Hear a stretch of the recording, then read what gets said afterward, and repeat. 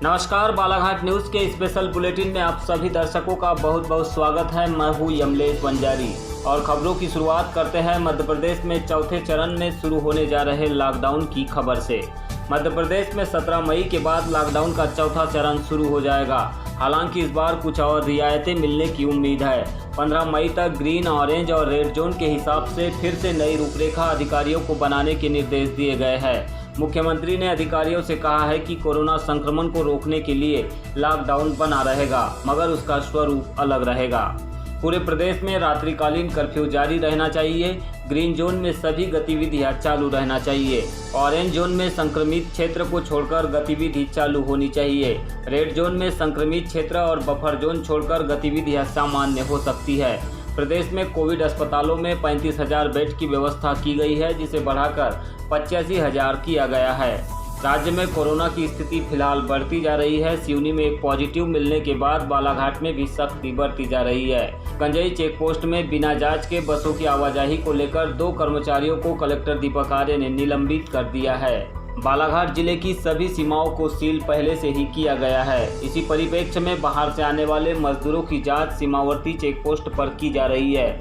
लेकिन 11 मई की रात्रि में कंजई बैरियर पर बगैर रोके एक बस को जिले की सीमा में प्रवेश दिया गया। इसी को लेकर यह कार्रवाई की गई है। गरीबी क्या होती है और गरीब होने का क्या मतलब होता है, अगर यह जानना है तो इस समय आप मजदूरों की तस्वीरों को जरूर देखें, जो आपको इतने मार्मिक दृश्य दिखाएंगे कि आपका दिल पसीज जाएगा।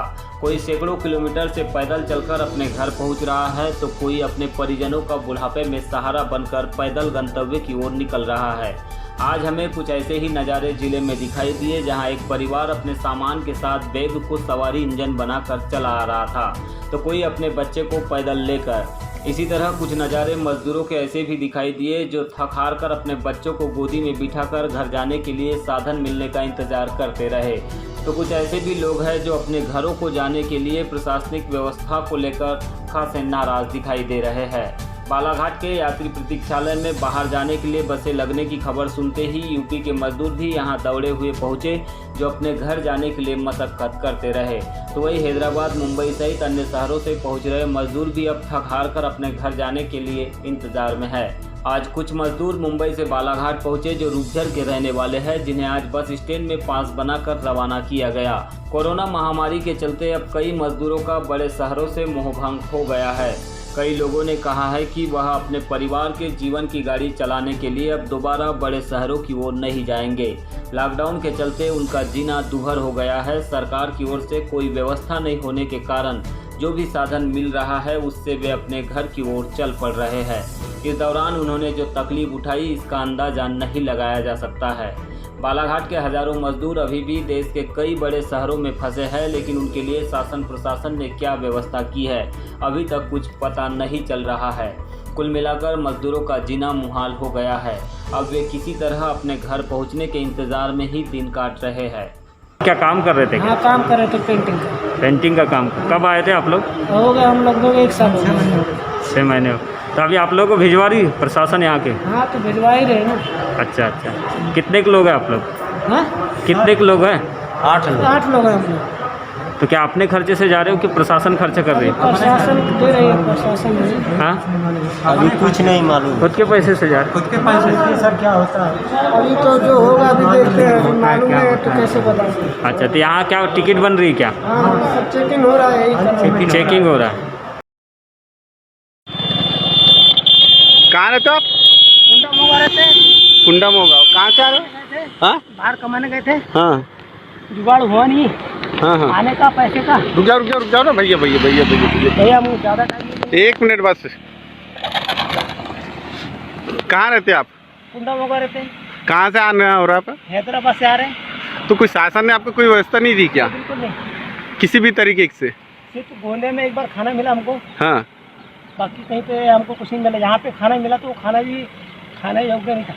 कहाँ? ये राजेगांव। राजेगांव में। तो आपकी मेडिकल जांच वगैरह हो गई? हाँ, हो गई। तो आपको वहाँ जो हैदराबाद में किसी तरीके की सुविधा नहीं मिल पाई है? नहीं, कुछ भी नहीं, किसी भी तरीके नहीं। किसी भी तरीके से। कितने दिन हो गए आप आए हुए यहाँ? हमको दूसरा दिन हो रहा है। तीसरा दिन? दूसरा दिन हो रहा है। दूसरा दिन। कल हम लोग निकले थे वहाँ से 10-11 बजे। हाँ। अभी ये कल भी गया, रात भी गई, और अभी ये जो हम लोग चल रहे हैं ये भी जा रहे हैं। तो आप इतनी गर्मी में आ रहे हैं कि शासन के किसी नुमाइंदे ने आपकी कोई मदद नहीं करा? कोरोना वायरस के संक्रमण से बचने के लिए बार बार हाथों को सैनिटाइज करने की जरूरत पड़ती है। इसी को ध्यान में रखते हुए बालाघाट जिले के अंतर्गत बारासिवनी एवं मलाजखंड के 2 युवाओं ने 350 रुपये की लागत से बांस की सैनिटाइजर मशीन बनाई है, जो इलेक्ट्रिक से चलती है। यह छोटी सी मशीन बैंक, व्यावसायिक प्रतिष्ठानों एवं कार्यालयों के लिए बहुत ही उपयोगी है। आवश्यकता ही आविष्कार की जननी होती है, इसी बात को इन युवाओं ने साबित कर दिखाया है। जिले के 2 युवा सतीश जंगेले एवं शशांक गौचंद्र ने कोरोना महामारी संकट के इस दौर में सैनिटाइजर मशीन की आवश्यकता को ध्यान में रखते हुए एक ऐसी मशीन बनाई है जो कम लागत के साथ सुंदर और टिकाऊ भी है। देखिए यह वीडियो।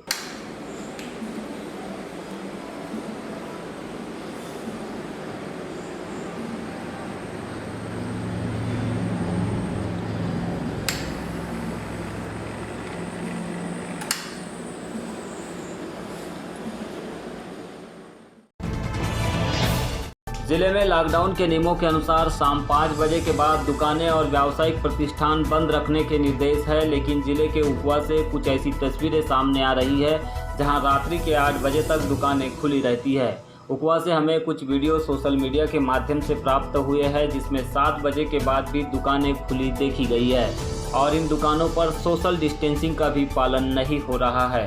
उम्मीद करते हैं कि प्रशासन ऐसे दुकानदारों पर सख्ती से कार्यवाही करते हुए उन्हें लॉकडाउन के नियमों का पालन करने बाध्य करेगा। सर बंद ही कर रहे थे, छोटे-छोटे बच्चे आते। डिप्टी कलेक्टर निकिता मंडलोई ने आज 12 मई को किरनापुर एसडीएम का प्रभार संभाल लिया है। प्रभार संभालने के बाद आज उन्होंने क्षेत्र के गांवों का भ्रमण किया। इस दौरान उन्होंने रजेगांव चेक पोस्ट का भ्रमण कर वहां की व्यवस्थाओं को देखा। इसके अलावा उन्होंने ग्राम पंचायत पानगांव, मुरकुला और किरनापुर का भी भ्रमण कर बगैर मास्क लगाए लोगों पर जुर्माना भी लगाया है। उनके द्वारा इन 3 गाँव के 140 लोगों पर 50-50 रुपये का जुर्माना लगाया गया और 7,000 रुपये की वसूली की गई। मास्क नहीं लगाने के कारण जिन लोगों पर कार्रवाई की गई है उनमें एक पत्रकार, एक डॉक्टर और एक वन विभाग का कर्मचारी भी शामिल है। नगरपालिका प्रशासन और राजस्व प्रशासन द्वारा पुलिस बल के सहयोग से आज गुजरी बाजार, सराफा बाजार और अन्य क्षेत्रों में व्यापारिक प्रतिष्ठानों की जांच कर मास्क न लगाए जाने पर प्रति व्यक्ति 200 रुपये की दर से 65 व्यक्तियों से जुर्माना वसूल किया। इस दौरान सभी को मास्क लगाए जाने और सोशल डिस्टेंस का पालन करने की समझाइश भी दी गई। और खबरों के अंत में ग्राम पंचायत लिंगल से एक खबर हमें प्राप्त हुई है, जहां पर स्वच्छाग्रही दीक्षा लांजेवार एवं प्रिया रक्सिया दोनों ने मिलकर गांव में कोरोना वायरस के खिलाफ अनुकरणीय कार्य किया है। दीक्षा लांजेवार द्वारा स्वयं घर पर मास्क बनाकर सब्जी वाले, दूध वाले, किराना दुकान एवं लोगों के घरों पर जाकर निःशुल्क मास्क का वितरण किया गया है।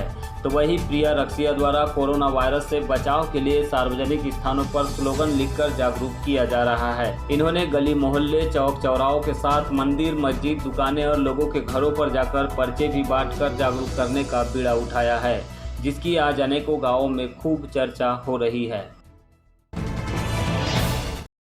हेलो, मैं बैंक से बोल रही हूँ। आपका हमारे यहाँ पे लोन चल रहा है। हाँ मैडम, चल रहा है लोन तो।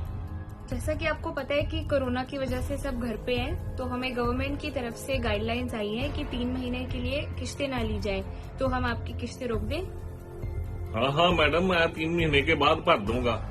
आपके नंबर पे अभी एक OTP आएगा, वो हमें बता दें ताकि हम आपकी किस्तें रोक सकें। हाँ मैडम, अभी बता रहा हूँ आपको OTP। मेरे अकाउंट से सारे पैसे किसने उड़ा दिए? लॉकडाउन की वजह से गवर्नमेंट ने बैंक्स को निर्देश दिए हैं कि वो मॉरेटोरियम पीरियड घोषित करें, जिसे EMI हॉलिडे कहते हैं, जिस दौरान आपको अपने लोन की EMIs नहीं भरनी होती है। लेकिन इसके लिए बैंक आपको कोई कॉल करके OTP नहीं मांगता है। लुटेरे इस मौके का फायदा उठा के आपके घर कॉल करते हैं कि आपको आपकी EMI पोस्टपोन करानी है और बदले में वो आपसे OTP ले लेते हैं और आपके बैंक से काफी पैसा उड़ा देते हैं। तो सावधान रहिए, लुटेरों की एक नई चाल है। ये देखिए, तमिलनाडु का तिरुपति डिस्ट्रिक्ट है, जहाँ से सभी लोग बिहार और बाकी प्रदेशों से काम करने के लिए उतरते हैं। वहीं पर रजिस्ट्रेशन का अफवाह है या फिर सही हमको पता नहीं, लेकिन देख लीजिए भीड़ का अंदाजा आप लगा लीजिए। और यही हो रहा है सोशल डिस्टेंसिंग मेंटेन। हम भी इसी में हैं, बहुत सारा लोग लगभग 5000 से ऊपर आदमी है। देख लीजिए यही व्यवस्था है तमिलनाडु सरकार का, और जो भी उपाय कर रहे हैं नीतीश कुमार, देख लीजिए इसका जीता जागता सबूत सामने पड़ा हुआ है।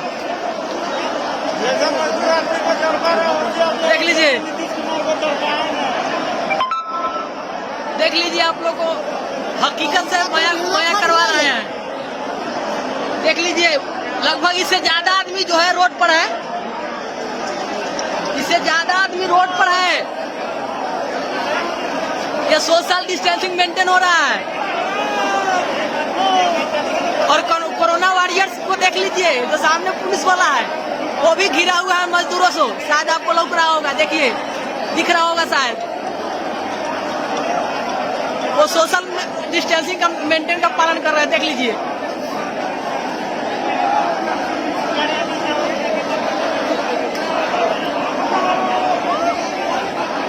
सभी लोग अपने गांव जाने के लिए बेचैन है, समझिए कि